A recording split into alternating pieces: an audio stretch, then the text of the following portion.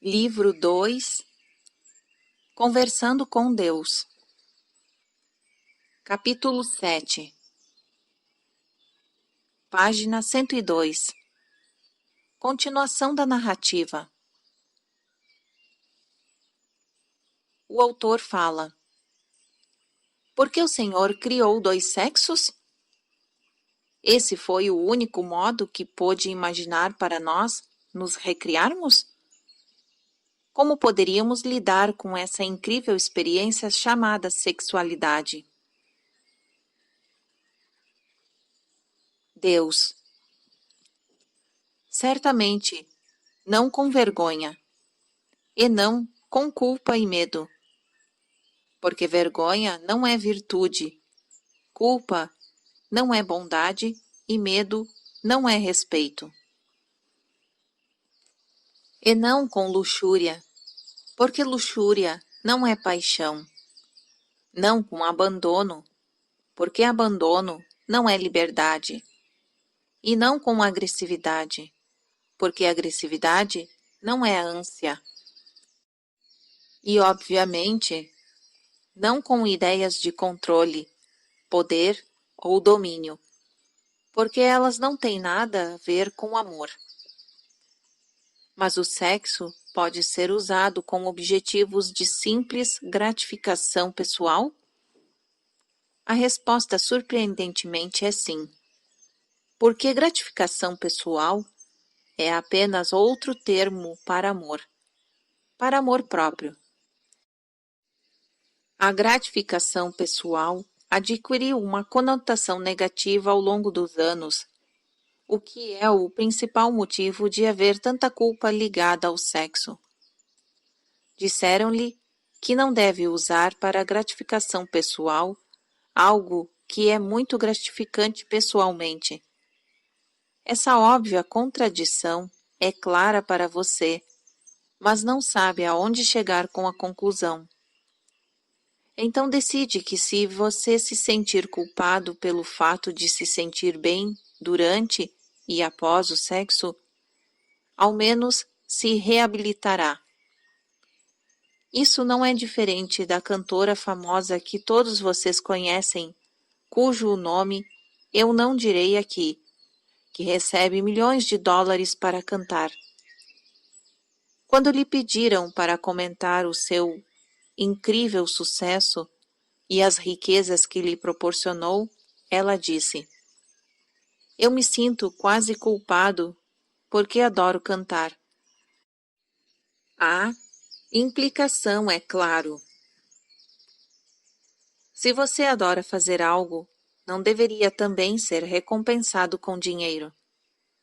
A maioria das pessoas ganha dinheiro fazendo algo que detesta, ou pelo menos algo que é trabalho duro, não um eterno prazer.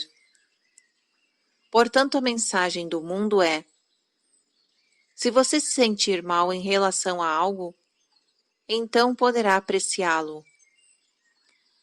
Com frequência você usa a culpa em sua tentativa de sentir-se mal em relação a algo que o faz sentir-se bem.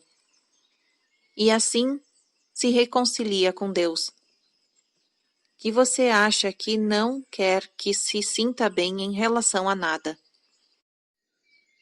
Você não deve especialmente sentir-se bem com os prazeres do corpo, e absolutamente não com o SEXO, como sua avó costumava sussurrar. Bem, a boa notícia é que não há mal algum em adorar sexo. E também não há mal algum em adorar a si mesmo. Na verdade, isso é fundamental. O que não o beneficia é tornar-se viciado em sexo ou em qualquer outra coisa. Mas não há mal algum em adorá-lo. Pratique dizer isto 10 vezes por dia. Eu adoro o sexo. Pratique dizer isto 10 vezes por dia. Eu adoro o dinheiro. Agora, quer algo realmente difícil? Tente dizer isso 10 vezes. Eu adoro a mim mesmo. Eis aqui algumas outras coisas que não esperam que você adore. Pratique adorá-las. O poder, a glória, a fama, o sucesso, a vitória. Quer mais? Tente estas. Você deveria realmente se sentir culpado se as adorasse. A lisonja ser melhor, ter mais, saber como, saber por quê. Já chega? Espere, eis a culpa máxima. Você deve senti-la se achar que conhece Deus. Não é interessante? Durante toda a sua vida fizeram com que você se sentisse culpado pelas coisas de que mais gosta. Contudo, eu lhe digo que adore, adore, adore as coisas que deseja, porque seu amor por elas as atrairá para você. É dessas coisas que é feita a vida. Quando você as adora, adora a vida. Quando declara o seu desejo por elas, anuncia que escolhe tudo de bom que a vida tem a oferecer. Então escolha o sexo, todo sexo que puder ter. Escolha o poder, todo o poder que puder ter. Escolha a fama, toda a fama que puder ter. Escolha o sucesso, todo o sucesso que puder ter. E escolha a vitória, toda a vitória que puder ter. Contudo, não escolha o sexo em lugar do amor, mas como uma celebração dele. Não escolha o poder sobre, mas o poder com. Não escolha a fama como um objetivo em si, mas como um meio de atingir um objetivo mais amplo. Não escolha o sucesso à custas dos outros, mas como uma ferramenta com a qual ajudar os outros. E não escolha vencer a qualquer preço, mas a vitória que não custe coisa alguma às outras pessoas e até mesmo os beneficie. Vá em frente e escolha a lisonja, mas veja todas as outras pessoas como seres que você pode lisonjear e faça isso. Vá em frente e escolha ser melhor, não melhor do que os outros, mas melhor do que você era antes. O autor. Eu não tinha ideia de que isto iria se transformar em um manual do sexo. Deus. Não se transformou. Mas não seria tão ruim caso se transformasse. A maioria das pessoas tem muito a aprender sobre sexualidade e sua mais maravilhosa e saudável expressão. Contudo, eu ainda estava tentando ilustrar o ponto mais amplo. Quanto mais prazer você der a si mesmo, mais pode dar a outra pessoa. De igual modo, se você se dá o prazer do poder, tem mais poder para partilhar. O mesmo é verdadeiro para a fama, a riqueza, a glória, o sucesso ou qualquer outra coisa que o faça sentir-se bem. E a propósito, acho que é hora de examinarmos por que uma determinada coisa realmente o faz sentir-se bem. O autor. Está bem, eu desisto. Por quê? Deus. Sentir-se bem é o modo de a alma gritar. É assim que eu sou. Você já esteve em alguma sala de aula em que o professor fazia a chamada e quando o seu nome era dito, você tinha de dizer presente. O autor: sim, Deus. Sentir-se bem é o modo de a alma dizer presente. Agora, muitas pessoas estão ridicularizando toda essa ideia de fazer o que faz sentir-se bem. Dizem que esse é o caminho para o inferno. Contudo, eu digo que é o caminho para o céu. É claro que depende muito do que você diz, o que faz sentir-se bem. Em outras palavras, que tipo de experiências o agradam. Contudo, eu lhe digo que nenhum tipo de evolução já ocorreu através da negação. Se você evoluir, não será porque conseguiu negar-se às coisas que o agradam, mas porque se permitiu esses prazeres e encontrou algo ainda superior. Porque como você pode saber que algo é superior se nunca experimentou o inferior? A religião desejaria que você aceitasse o que ela tem a dizer em relação a isso. É por esse motivo que todas as religiões, em última análise, fracassam. Por outro lado, a espiritualidade sempre será bem-sucedida. A religião lhe pede para aprender com a experiência dos outros. A espiritualidade exige que busque sua própria. A religião não suporta a espiritualidade, porque a espiritualidade pode levá-lo a uma conclusão diferente de uma determinada religião. E isso nenhuma religião conhecida pode tolerar. A religião o incentiva a explorar os pensamentos das outras pessoas e a aceitá-los como seus. A espiritualidade o convida a deixar de lado os pensamentos das outras pessoas e ter os seus. Sentir-se bem é o seu modo de dizer a si mesmo que seu último pensamento foi verdadeiro, sua última palavra foi sábia e seu último ato de amor. Para perceber o quanto você progrediu, avaliar o quanto evoluiu, simplesmente veja o que o faz sentir-se bem. Contudo, não procure forçar a sua evolução.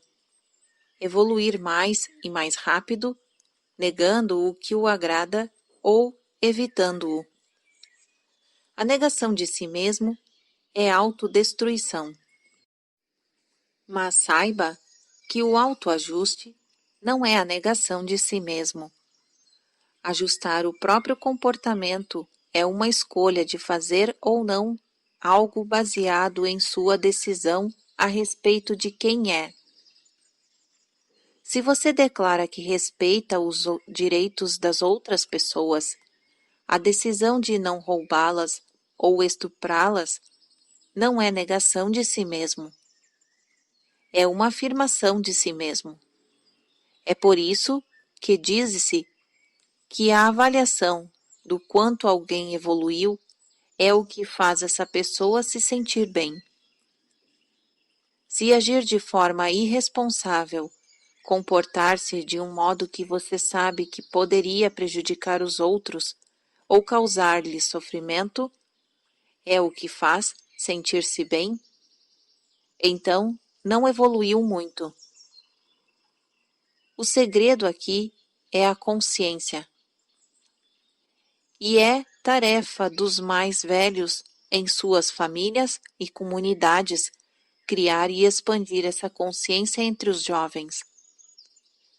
De igual modo, é tarefa dos mensageiros de Deus aumentar a consciência de todas as pessoas, para que elas possam entender que aquilo que é feito para ou por alguém é feito para ou por vocês todos, porque todos vocês são um. Quando você parte de todos nós somos um, é praticamente impossível achar que prejudicar os outros o faz sentir-se bem. O assim chamado comportamento irresponsável desaparece. É dentro desses parâmetros que os seres em evolução procuram experimentar a vida que eu lhe digo para permitir-se ter tudo o que a vida tem a oferecer. E você descobrirá que ela tem mais a oferecer do que você jamais imaginou. Você é aquilo que experimenta. Experimenta aquilo que expressa. Expressa aquilo que tem a expressar. Tem o que se permite ter. O autor. Eu adoro isso, mas podemos voltar à pergunta original? Deus. Sim, eu criei dois sexos, pelo mesmo motivo pelo qual coloquei o yin e o yang em tudo, em todo o universo. Esse homem e essa mulher são partes do yin e do yang. São a sua mais elevada expressão viva em seu mundo. Seu yin e o yang em forma. Em uma de muitas formas físicas.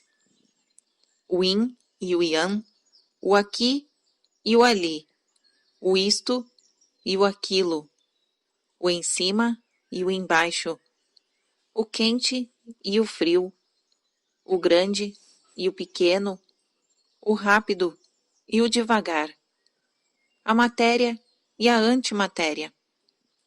Tudo isso é necessário para você experimentar a vida como a conhece.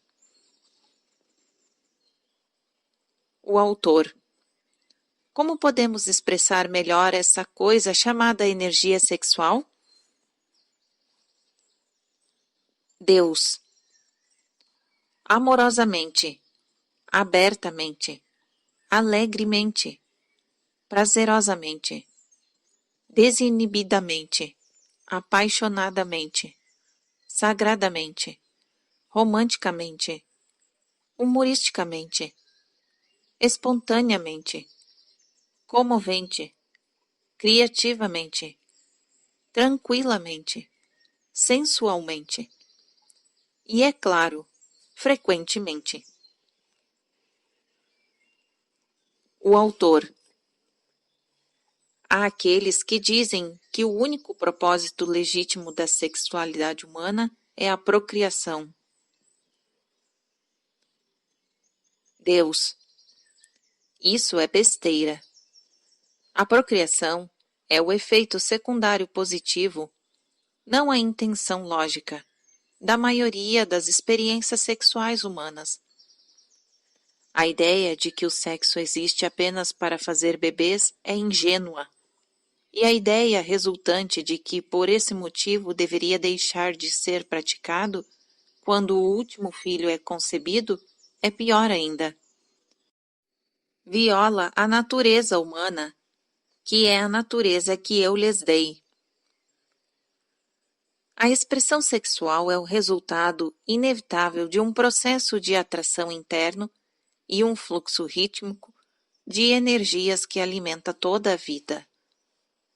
Eu coloquei em tudo uma energia que transmite seu sinal por todo o universo.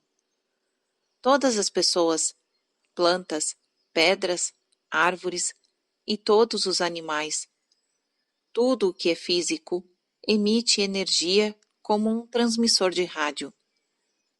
Neste exato momento você está emitindo energia do centro de seu ser, em todas as direções.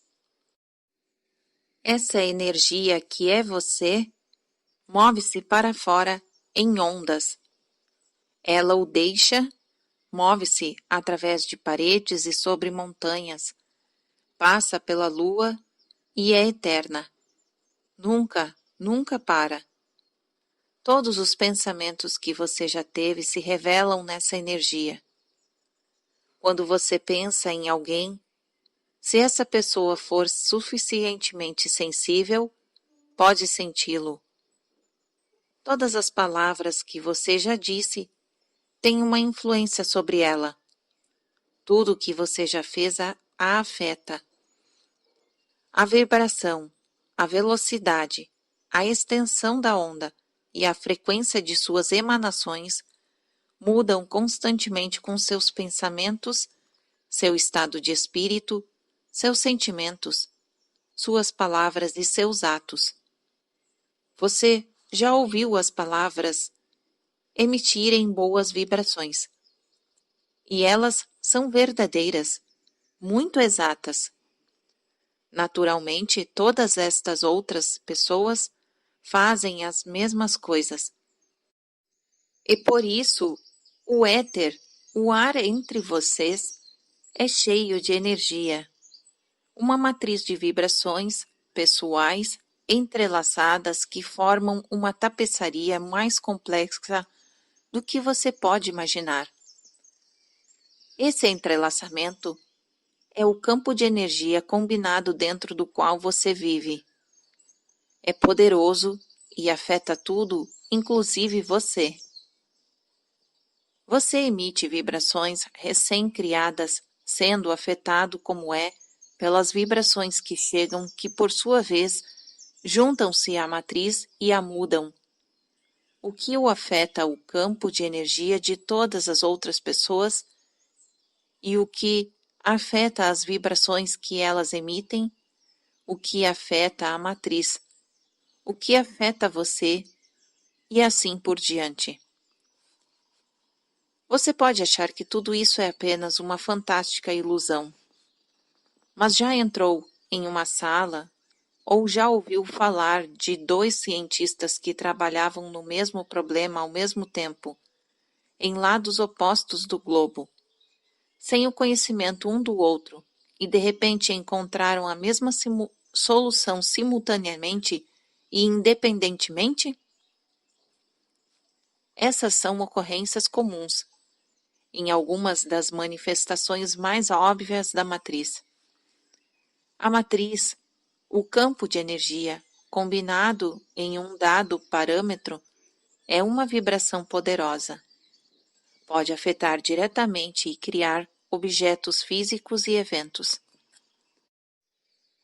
Você já ouviu a expressão onde dois ou mais estiverem reunidos em meu nome? Sua psicologia popular chamou essa matriz de energia de consciência coletiva. Ela pode afetar e afeta tudo em seu planeta. Essa perspectiva de guerra e as chances de paz, a revolução geográfica, geofísica, ou a tranquilidade do planeta, as epidemias ou a boa saúde geral. Tudo isso é resultado da consciência. Também são os eventos mais específicos e as condições em sua vida pessoal. O autor. Isso é fascinante. Mas o que tem a ver com o sexo? Deus. Paciência. Estou quase chegando lá. Todo mundo troca energia o tempo todo. Sua energia está sendo impelida para fora, afetando tudo ou mais. Tudo e todos estão afetando você. Mas então acontece uma coisa interessante.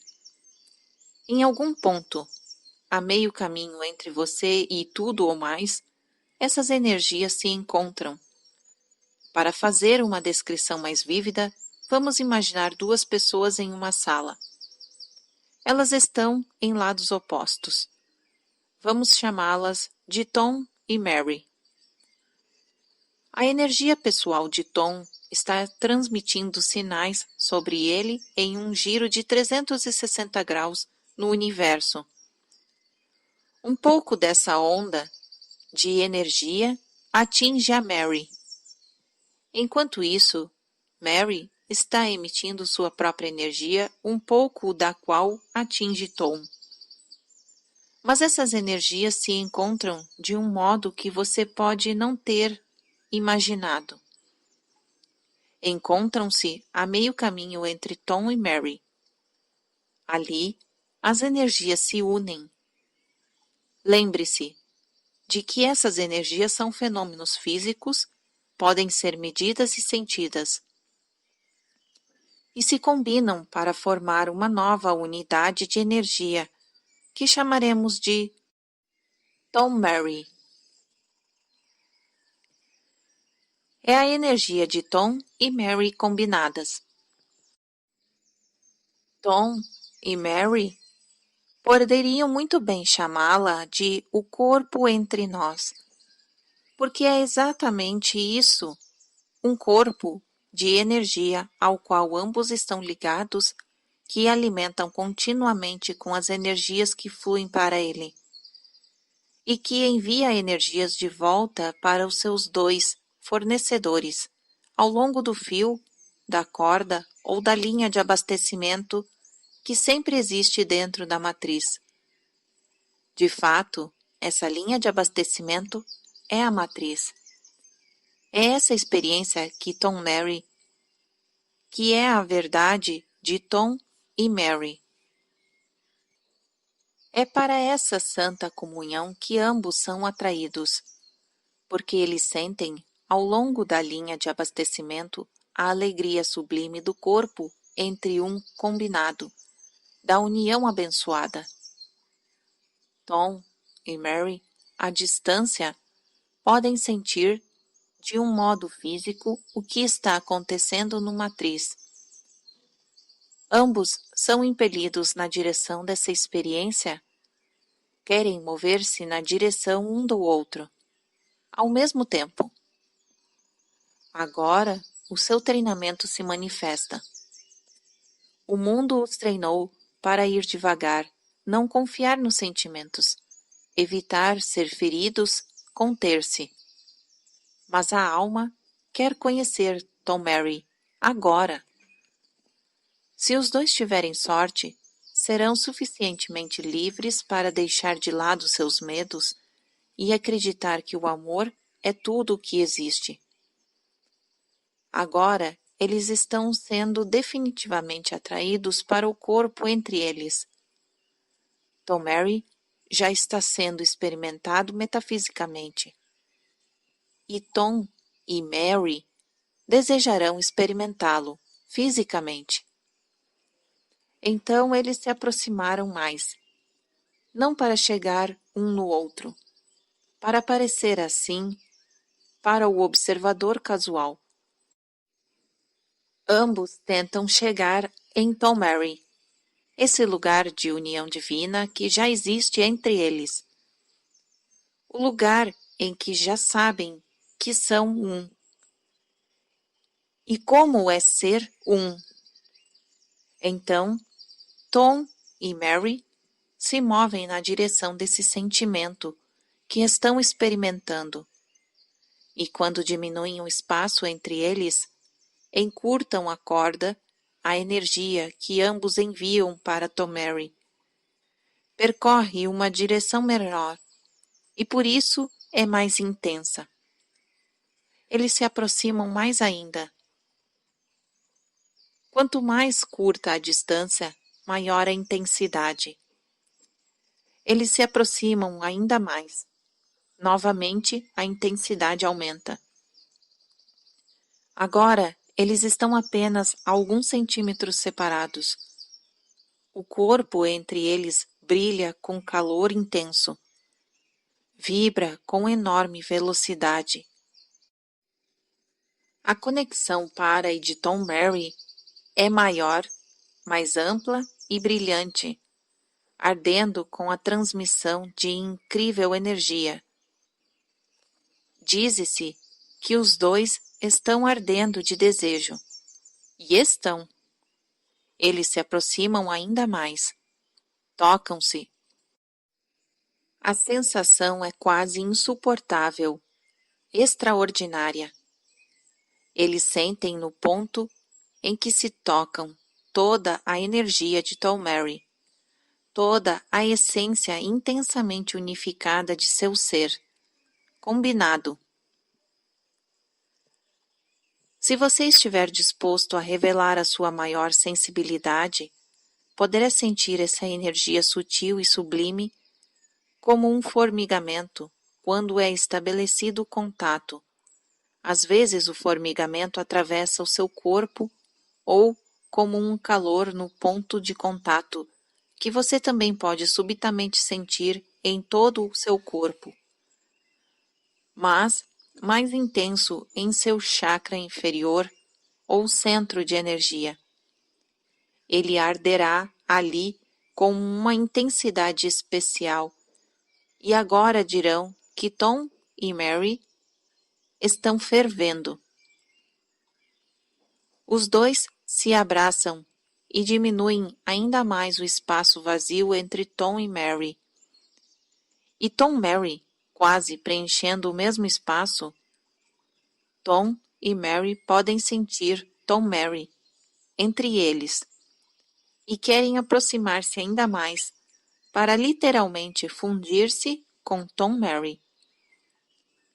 Tornar-se Tom e Mary em forma física. Eu criei nos corpos masculino e femininos um modo de fazer isso.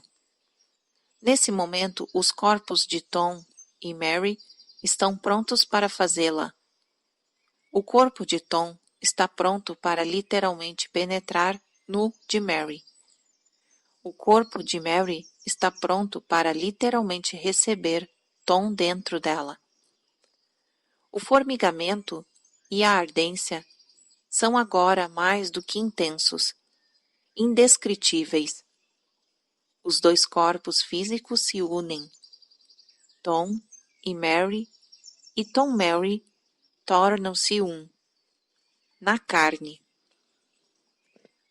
As energias ainda fluem entre eles, insistente e apaixonadamente.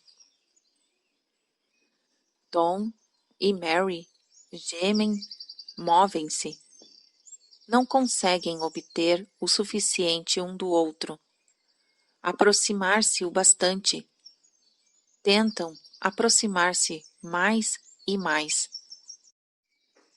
Eles explodem, literalmente, e todos os seus corpos físicos são sacudidos. A vibração é sentida nas pontas dos seus dedos. Na explosão de sua unicidade, eles conheceram o Deus e a deusa, o Alfa e o Ômega, o tudo e o nada, a essência da vida, a experiência do tudo que é. Há um processo químico também. Os dois se tornaram um, e frequentemente um terceiro ser é criado a partir deles em forma física. Assim, uma imagem de Tom Murray é criada, carne de sua carne, sangue de seu sangue.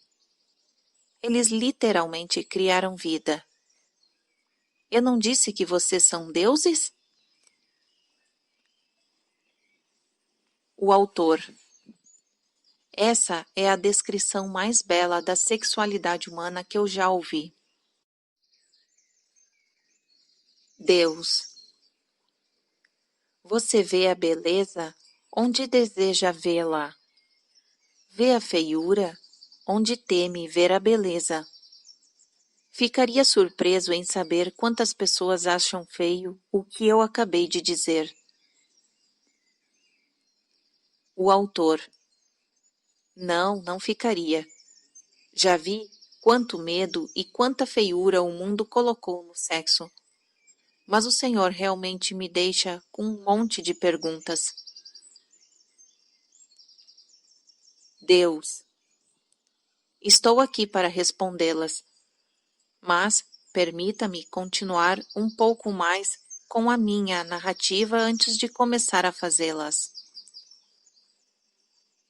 O autor. Sim, por favor. Deus. Essa dança dança que eu acabei de descrever, essa interação de energia que expliquei, ocorre o tempo todo em e com tudo. Sua energia irradiada por você como uma luz dourada está constantemente interagindo com tudo e todos. Quanto mais perto está, mais forte a energia. Quanto mais longe, mais fraca. Contudo, você nunca está totalmente desligado de coisas algumas. Há um ponto entre você e todas as outras pessoas ou coisas, e todos os outros lugares que existem. É aí que as duas energias se encontram, formando uma terceira unidade de energia muito menos densa, mas não menos real. Todas as pessoas e coisas no planeta e no universo emitem energia em todas as direções. Essa energia se mistura a todas as outras energias, entrecruzando-se em padrões de complexidade além da capacidade de seus mais potentes computadores analisarem. As energias que se entrecruzam e se entrelaçam, correndo entre tudo que você pode chamar de físico, é o que mantém junto aquilo que é físico. Isso é a matriz, da qual eu falei. É ao longo dela que vocês enviam sinais uns para os outros, mensagens, interpretações, curas, outros efeitos físicos, às vezes criados por indivíduos, mas quase sempre pela consciência coletiva. Essas inúmeras energias são, como já expliquei, atraídas para umas para as outras. Isso é chamado de lei da atração. Nessa lei, o similar atrai o similar. Os pensamentos similares atraem pensamentos similares ao longo da matriz.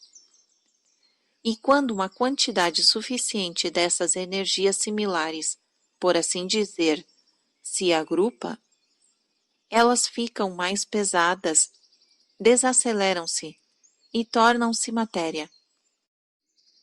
Os pensamentos realmente criam formas físicas. E quando muitas pessoas pensam a mesma coisa, há uma grande probabilidade de seus pensamentos formarem uma realidade. É por isso que a expressão "rezaremos para você" é uma afirmação tão poderosa. Os testemunhos da eficácia da oração conjunta dão para encher um livro. Também é verdade que pensamentos que não são característicos de orações podem produzir efeitos. Por exemplo, uma consciência geral de medo, raiva, carência ou insuficiência pode criar essa experiência em todo o planeta ou no local em que essas ideias coletivas são mais fortes. A nação da Terra que vocês chamam de Estados Unidos, por exemplo, durante muito tempo considerou-se uma nação sob a orientação de Deus, indivisível, com liberdade e justiça para todos. Não é coincidência o fato de essa nação ter se tornado a mais próspera do planeta. Também não é surpreendente o fato de estar pouco a pouco perdendo tudo pelo qual trabalhou tanto para criar, porque parece ter perdido a sua visão. Os termos "sob a orientação de Deus indivisível" significa apenas isso: expressaram a verdade universal da união, unicidade. Uma matriz muito difícil de destruir. Mas a matriz tem sido enfraquecida. A liberdade religiosa tornou-se virtude religiosa, que beira a intolerância religiosa. A liberdade individual, assim como a responsabilidade individual, desapareceu. A noção de responsabilidade individual foi distorcida, passando a significar cada um por si. Essa é a nova filosofia que se imagina voltando à antiga tradição americana de puro individualismo. Mas o sentido original da responsabilidade individual, no qual a visão americana e o sonho americano se basearam, encontrou seu significado mais profundo e a sua maior expressão no conceito de amor fraternal. O que tornou a América poderosa não foi o fato de todo homem lutar por sua própria sobrevivência, mas o fato de todo homem aceitar a responsabilidade individual para a sobrevivência de todos. A América foi uma nação que não dava as costas para os famintos, nunca dizia não para os necessitados, abria os seus braços para os desválidos e os desabrigados, e partilhava a sua riqueza com o mundo. Contudo, quando a América tornou-se poderosa, os americanos tornaram-se gananciosos. Não todos, mas muitos. E com o correr do tempo, cada vez mais. Quando os americanos viram que era possível ter mais, tentaram ter cada vez mais. Contudo, havia apenas um método de ter cada vez mais. Alguém tinha de ter cada vez menos. Quando a ganância substituiu a dignidade no caráter americano, passou a não haver lugar para a compaixão pelos menos favorecidos. Foi-lhes dito que era sua própria culpa não terem mais. Afinal de contas, a América era a terra das oportunidades, não? Ninguém, exceto os menos favorecidos, achou possível admitir que as oportunidades da América eram limitadas, institucionalmente, àqueles que já as tinham tido. Em geral, eles não incluíam muitas minorias, como as de determinada cor, de pele ou sexo. Os americanos também se tornaram arrogantes internacionalmente. Enquanto milhões de pessoas passavam fome em todo o planeta, eles jogavam fora a cada dia comida suficiente para alimentar nações inteiras. Sim, a América era generosa com alguns, mas cada vez mais sua política internacional passou a ser um reflexo de seus próprios interesses. A América ajudava os outros quando isso lhe era útil. Isso é, quando interessava à sua estrutura de poder, sua elite, ou aos militares que protegiam essa elite, e às suas riquezas acumuladas. O antigo ideal americano, o amor fraternal, deixou de existir. Agora, qualquer conversa sobre ser o protetor enfrenta um novo tipo de americanismo, uma mente alerta ao que é preciso para conservar as riquezas acumuladas e uma palavra áspera para os menos favorecidos que ousam perguntar por sua cota justa, suas queixas que não foram atendidas. Cada pessoa deve assumir a responsabilidade por si mesma. Isso sem dúvida é verdade. Mas a América e o seu mundo só pode realmente chegar a um estado de certa perfeição quando todas as pessoas desejarem ser responsáveis por vocês como um todo. O autor. Então a consciência coletiva produz resultados coletivos. Deus. Exatamente. E isso tem sido repetidamente demonstrado em toda a sua história registrada.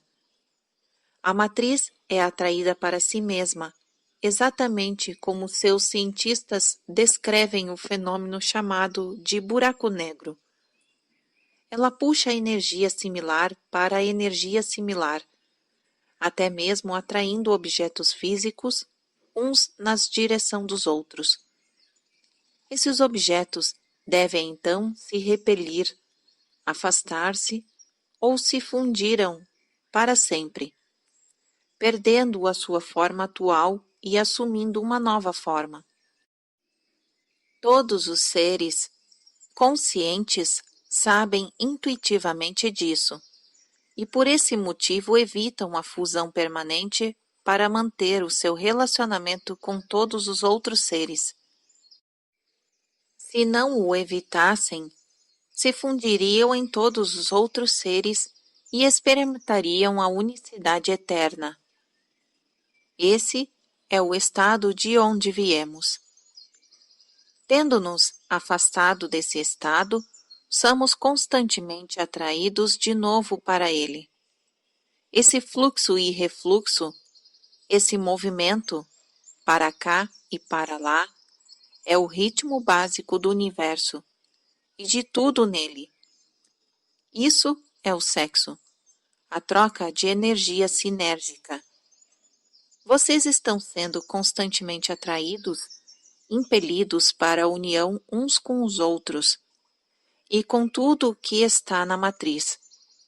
E no momento da união, evitam por escolha consciente esta união.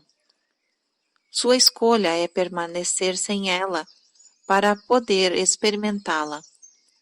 Porque quando você se torna parte dessa união e permanece assim, não pode conhecê-la como união, já que não conhece mais a separação. Colocado de outro modo, para Deus conhecer-se como a totalidade, deve conhecer-se como não sendo a totalidade. Em você e em todas as outras unidades de energia do universo, Deus se conhece como partes da totalidade, e assim se dá a possibilidade de conhecer-se como a totalidade de tudo em sua própria experiência. Eu só posso experimentar o que sou experimentando o que não sou. Contudo, eu sou o que não sou, e de tal modo você vê a dicotomia divina. Daí a frase, eu sou o que sou. Agora, como eu disse, esse fluxo e refluxo natural, esse ritmo natural do universo, caracteriza-se toda a vida, inclusive os próprios movimentos que criam vida em sua realidade. Vocês são impelidos na direção uns dos outros como por uma força insistente, apenas para afastar-se e separar-se, ser impelidos novamente na direção uns dos outros, mais uma vez separar-se de novo, ansiosa e apaixonadamente, procurar a união total. Seus corpos dançam juntos, separados, juntos, separados, juntos, separados, em um movimento tão básico e instintivo que vocês têm muito pouca consciência de ação deliberada. Em algum ponto tornam-se automáticos. Ninguém precisa dizer a seus corpos o que fazer. Eles simplesmente o fazem com o ímpeto de toda a vida. Isso é a própria vida expressando-se como a própria vida. E isso é a própria vida produzindo nova vida com sua própria experiência. Toda vida funciona nesse ritmo. Toda vida é o ritmo. E, portanto, toda vida é embutida do ritmo suave de Deus, que vocês chamam de ciclos vitais. Os alimentos germinam nesse ritmo. As estações vêm e vão. Os planetas giram e traçam órbitas. Os sóis explodem e implodem, e explodem novamente. Os universos inspiram e expiram. Tudo isso acontece em ciclos, ritmos e vibrações que correspondem às frequências de Deus, Deusa, da totalidade. Porque Deus é a totalidade e a Deusa é tudo. E nada mais é. E tudo o que já existiu, existe agora e sempre existirá. É seu mundo infinito. Amém.